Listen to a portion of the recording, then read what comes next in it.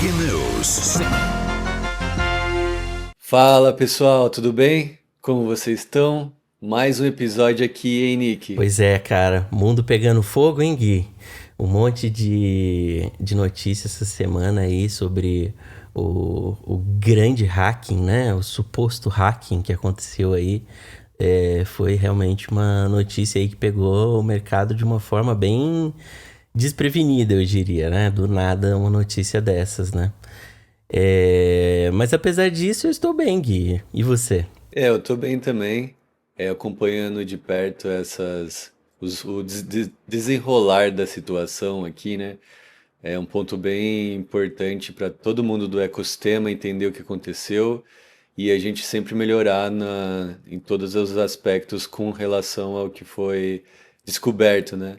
Muito fica se falando sobre o que pode ter acontecido e tudo bem especular e falar sobre, né? Porque é legal entender e tentar prever as coisas, né? Mas Sim, perfeito. é bem complexo isso e tem muita gente envolvida ali que acaba sendo um ataque à reputação de É, empresas e de cara, fluxos. pois Então, é.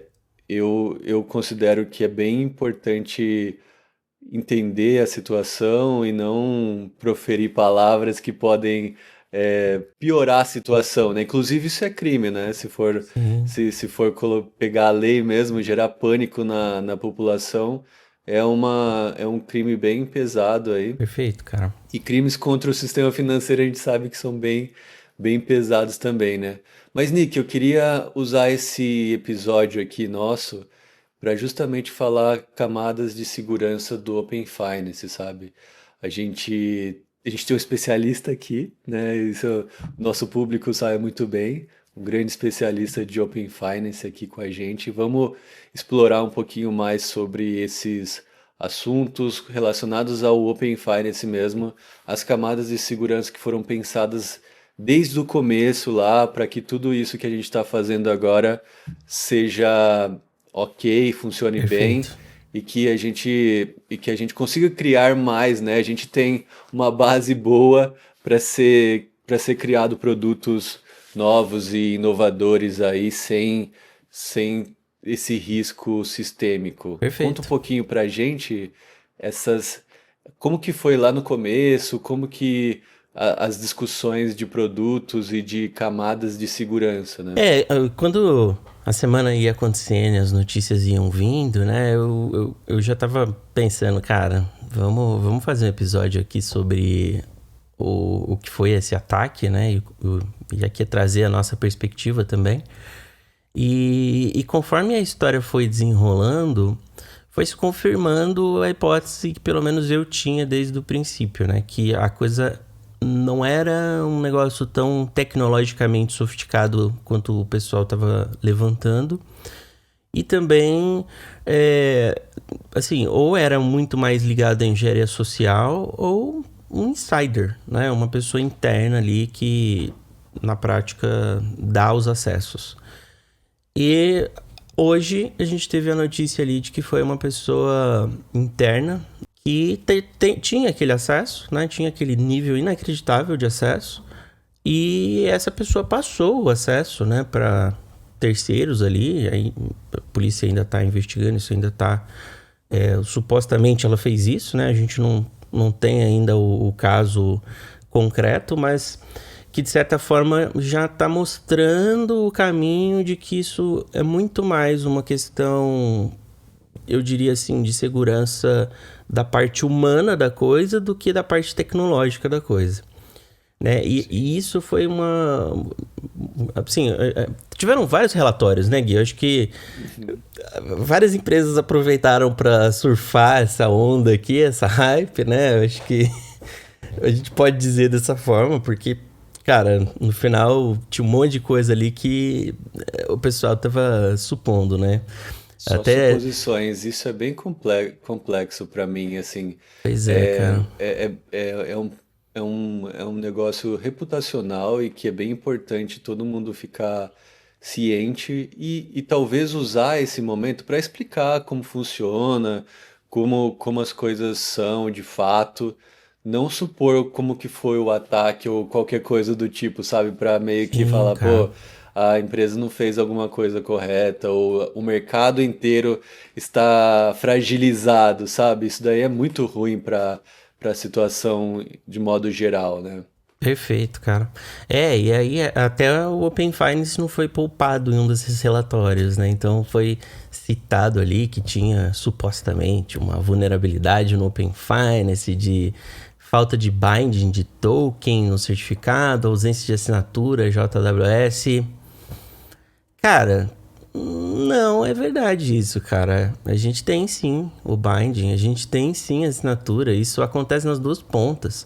Então, eu acho que esse é o problema, né? É uma forma, eu diria até meio irresponsável na hora que você faz esse tipo de apontamento, porque é difícil de entender a parte de segurança, porque é realmente muito complexo tudo isso, justamente porque tem muitas camadas, tem muito estudo e tem muito histórico ali para a gente chegar onde a gente chegou, de ter um grande conforto do ponto de vista de segurança, porque não tem um ponto único de falha em toda essa estrutura, né? Então, eu diria aqui que para quem está nos assistindo, para nossos inscritos, né? Um pouco sobre como que funciona o ecossistema do Open Finance do ponto de vista de segurança, que eu acho que é um assunto que ganha uma grande importância, né? Aqui para todo mundo realmente entender como as coisas funcionam e ficarem, eu diria que mais tranquilos, né? Com relação a isso aqui, principalmente aqui no Open Finance. Nick, um ponto que eu queria trazer para você é a questão do servidor de autorização, né? Uhum, Que é usado tanto para dados como para pagamentos, né? Você uhum. consegue explicar um pouquinho como isso funciona, como o servidor de autorização faz para fazer as conexões e qual o protocolo utilizado? Perfeito, cara. Tudo aqui no Open Finance, ele nunca existe uma chave mestra que consegue acesso a tudo. Então, o usuário, inclusive, ele está envolvido, né, no processo aqui de dar o consentimento.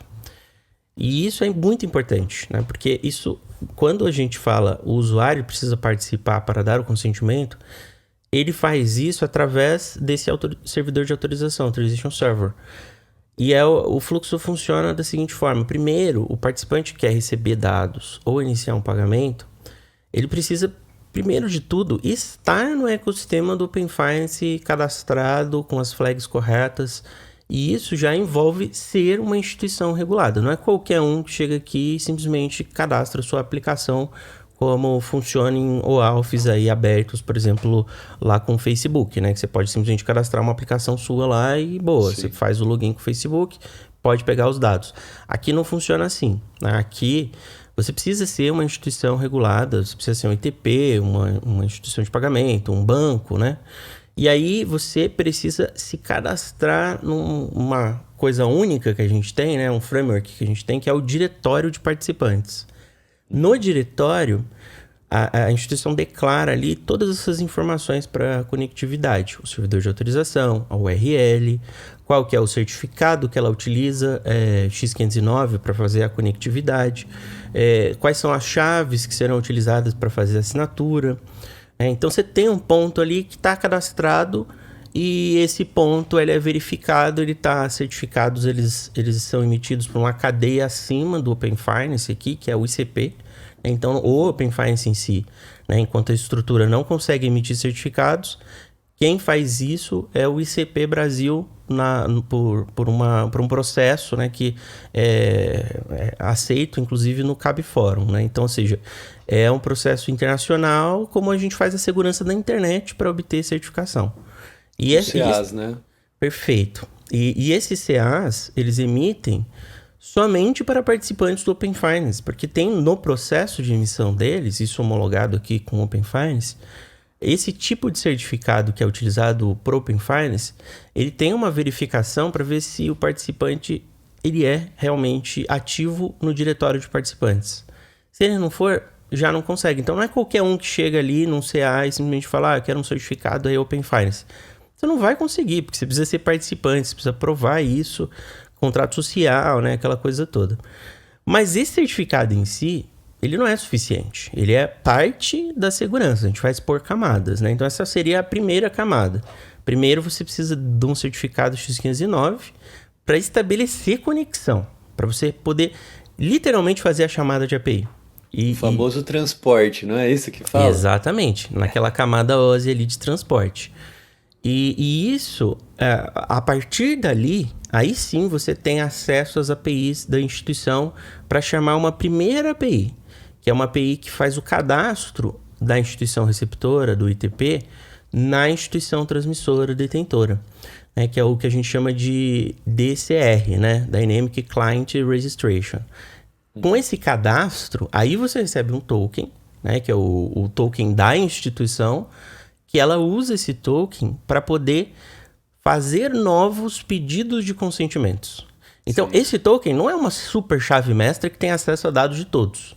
Esse token, ele tem um binding com esse certificado via esse DCR, né, que é aquele relatório ali falou que não tinha binding. Cara, tem sim. A gente sabe como é que funciona, tá lá o perfil, tá inclusive publicado ali no site da OpenID, o nosso perfil BR. E esse binding, ele trava para você poder fazer o pedido, né, de um novo consentimento que envolve o usuário. Então, você vai precisar, com esse pedido, né, que nasce como awaiting authorization, ele precisa ser authorized.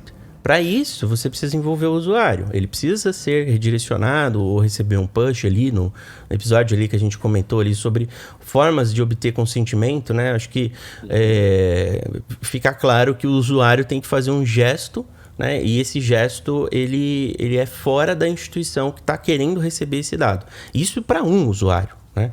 Então, quando um usuário autoriza, ele autoriza para aquele usuário, para aquela conta, naquele detentor. Não é um token que dá acesso a todos os usuários. E isso, né, uma vez redirecionado, aí ele gera de volta, né, um code. Esse código, ele é utilizado para trocar por um token que vai ser de longa duração.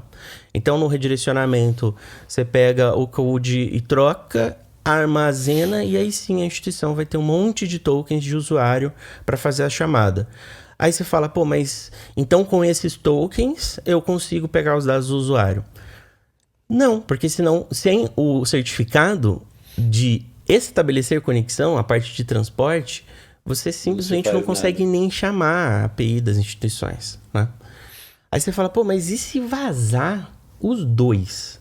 E se for hackeado num nível apocalíptico e vaza todos os tokens e o certificado?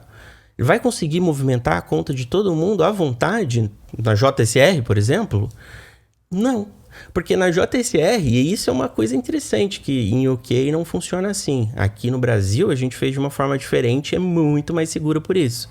Porque a gente, na hora que o usuário faz o binding da conta dele para fazer a movimentação, né, utilizando o ITP, esse binding, esse enrollment, isso é feito com o dispositivo do usuário envolvido. Então, é mais um nível ainda de binding mesmo, de conexão.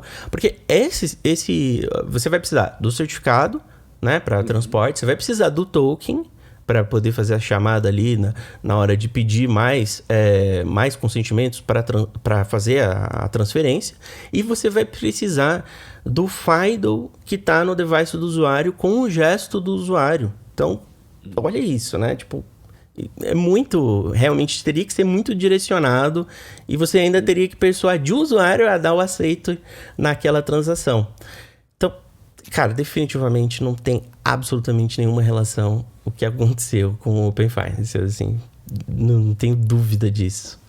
Sim, sim. Mas, Gui, eu queria até aproveitar, né, essa parte que a gente tem um podcast sobre Open Finance, mas eu acho que vale a pena a gente falar um pouco mais sobre como que funciona de fato o sistema financeiro e como que esse tipo de coisa pode acontecer e não necessariamente é um problema de monitoramento, né? Que eu vi algumas pessoas falando, nossa, mas como que o Bacen não tem nenhum alerta sobre isso?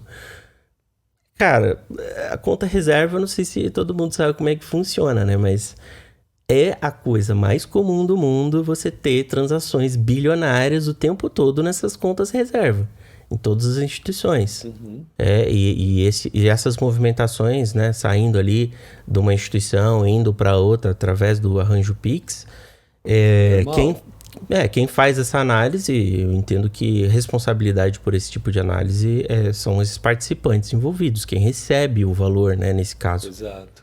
Exato, teve até uma vez, eu não sei se você lembra que saiu no noticiário, que uma transação de Pix foi de bilhão, né? Sim, Então, combinadas as partes, isso daí é total possível, né? E perfeito. realmente, quando a gente tem um QIC bem feito, que é Know Your Customer, né? Fazer, saber o que realmente, quem que está transacionando, quem está usando a conta do recebedor, isso daí fica tranquilo, né? Tipo, é do recebedor avaliar. E o legal é que o Bacen já pensou nisso e existem erros que são devolvidos do próprio recebedor falando, viu, eu não quero esse dinheiro aqui, entendeu? Perfeito. O meu cliente não está preparado para receber esse tipo de valor, entendeu? Sim. Existe uma certa avaliação que precisa ser feita dos valores recebidos também. Inclusive, igual eu falei, existem erros que o próprio recebedor pode enviar através do SPI, que é o sistema de pagamentos instantâneos que o Banco Central organiza, né? O que que ele faz? Ele simplesmente organiza a mensageria que passa por ele ali, entendeu? Para conseguir Uhum. evoluir, para conseguir criar novos produtos, para obrigar o pessoal a fazer do jeito certo. Então, Perfeito. temos essas mensagens que são transacionadas aqui. E isso, para mim, faz total sentido, tá? Total sentido o recebedor ter o controle e saber o que está sendo transferido para ele. Perfeito, cara. A gente tem, inclusive, no Arranjo Pix aquela questão das estatísticas, né? Que você consegue entender daquele CPF, daquela chave, enfim, daquele destinatário. Como que tá, né? Os apontamentos que ele tem recebido com relação a suspeitas de fraude, né? E isso já é o próprio ecossistema aqui, trocando informação entre os participantes para já ir bloqueando, né, de forma super automática e orgânica, né, as contas que estão com uma suspeita alta, né, que tem um problema ali iminente. E isso a gente tem marcos regulatórios de resoluções aqui, inclusive de troca de informação de A suspeita de 6, né? fraude. Resolução Exato. 6. Perfeito. Que trouxe mais informação ainda para você poder realmente fazer esse tipo de julgamento, né? Você tem ali uma pessoa física que no máximo o Pix mais alto que ela fez na história, sei lá, foi R$ 2.000, de repente recebe um Pix de 20 milhões de reais na conta. Cara, qual a chance de ser uma fraude, né? Acho que deveria ficar retido minimamente, né? Você não deveria deixar isso ir para uma exchange de cripto e fazer a conversão de forma automática ali, sem nenhum passo adicional. Isso é realmente uma coisa que precisa de um QIC mais avançado, né? Então, eu acho que fica Sim. cada vez mais claro que a gente precisa evoluir em KYC, né? Porque se pelo menos parcialmente a pessoa ali que estava aplicando essa fraude, ela conseguiu fazer a transação, não levantou nenhuma flag de suspeita, passou nessas instituições, né, que estão envolvidas, que a gente ainda não sabe, né, o nome dos destinatários e tal, acho que a investigação está correndo, mas para essas que não flaguearam e principalmente, né, abriram conta para essas pessoas que provavelmente é uma conta laranja, a pessoa nem sabe que ela tem essa conta, isso realmente é uma coisa para um alerta, né, um aviso para essa instituição do risco que ela está correndo, né? Então ela deveria cuidar mais de QIC. Isso, Nick. Mas eu vejo outro ponto também, tá? Uhum, Contas reais, contas que são de pessoas que não têm instrução suficiente. uhum, E esses criminosos fazem as contas para essas pessoas, deixam esquentando, transferem um, dois, vai sim, indo, entendeu? E aí ele tem a possibilidade de é, ter toda essa estrutura. Então, um ponto legal que o Banco Central está fazendo e está evoluindo cada vez mais é o MED 2.0, né? Que é a questão Perfeito. de triangulação total dos fluxos. E um ponto legal é a cadeia inteira estar envolvida, como a gente fala, né? Então, Perfeito. todo mundo saber dos fluxos que acontecem e ter essa estrutura bem definida ali e de como vão funcionar as coisas e essa interconexão que já existe, né? Como a gente falou, Resolução 6 e outras etapas ali de segurança. Perfeito. Essa é uma história triste do nosso ecossistema financeiro aqui. Nem sempre a É, gente vai falar coisas sempre boas, né? Então a gente está aqui trazendo uma visão do Open Finance de camadas que a gente tem de segurança para mostrar para a galera que quantos anos, Nick? 9 anos já que você tá 9 nessa? anos Eu de tô Open Finance. há bons anos, 7 anos nessa história também. E a gente não vai só contar a história boa, né? Vamos contar a história Exatamente, triste cara. também aqui, mas que tem fim e que tem é, aprendizados bem importantes para todo mundo, para que a gente tenha um ecossistema cada vez mais forte e que todo mundo confie, né? Esse é um ponto bem importante. Apesar do susto, né, muita coisa já estava voltando aqui. O alerta foi importante, acho que foi um baita aprendizado para todo mundo para olhar para dentro das instituições. Eu até disse aqui para várias pessoas e vou aproveitar o vídeo para falar: valorizem os profissionais de cibersegurança. Esses Uhum. profissionais realmente eles estão aí exatamente para mitigar esse tipo de situação, né? Tenho certeza que tem profissionais de cibersegurança que, de uma forma ou de outra, mapearam esse problema que aconteceu, Uhum. falaram, pô, isso aí a gente precisa mudar, o processo e tal.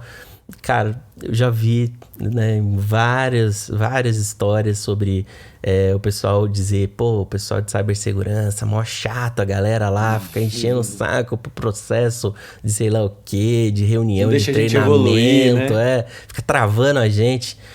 Cara, no final, o que eles querem, né, ou elas querem, incríveis profissionais aí, é a continuidade do negócio, é não ter esse dano de imagem. Imagina reverter esse dano de imagem agora? É muito complicado. Então, é melhor dar ouvidos e valorizar esses profissionais. Acho que esse é o grande recado que eu gostaria de deixar aqui, Gui. É um ótimo recado, um bom recado. Então, pessoal, a gente encerra esse episódio.